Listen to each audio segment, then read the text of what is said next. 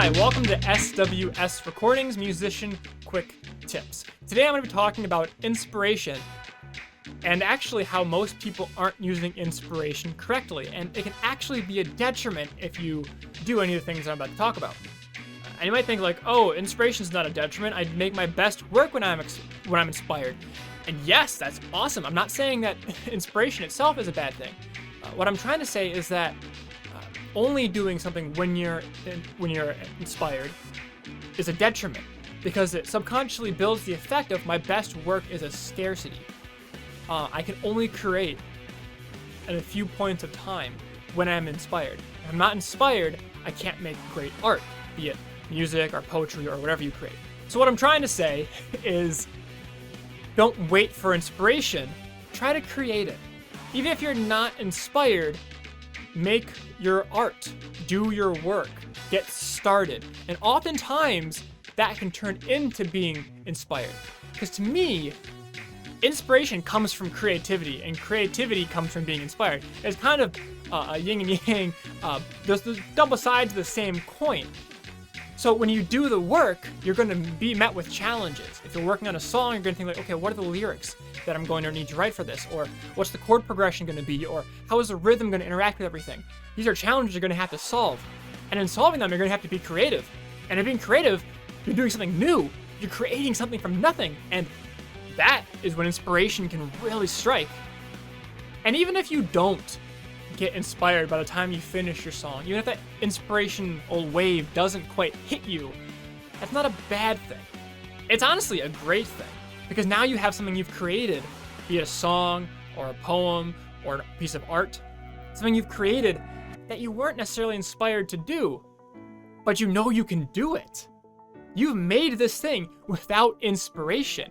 Creation is no longer scarcity. It's no longer something that only happens at certain points in times or certain moods.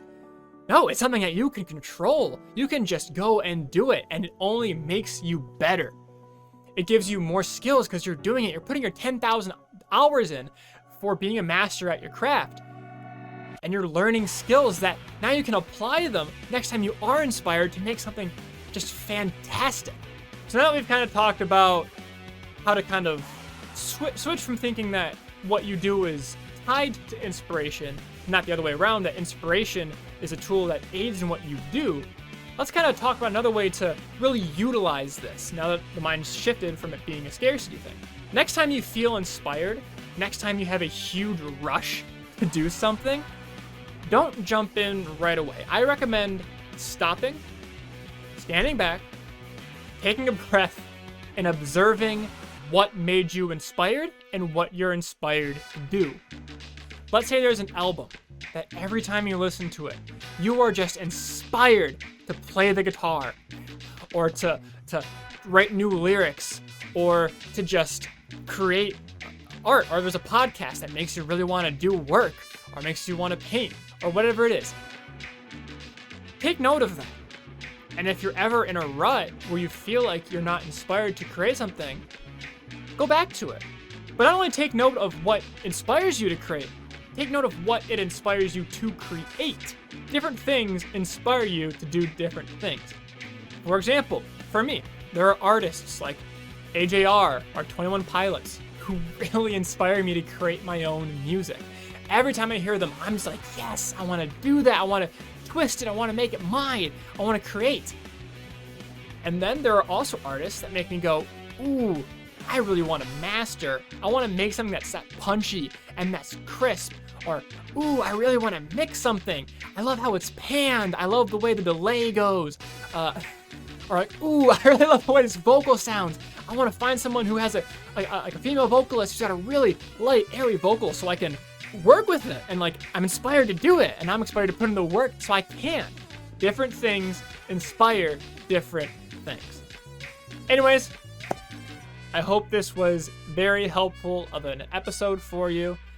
I hope that even talking to me has inspired you to create something, to go out and do something, whatever that work may be.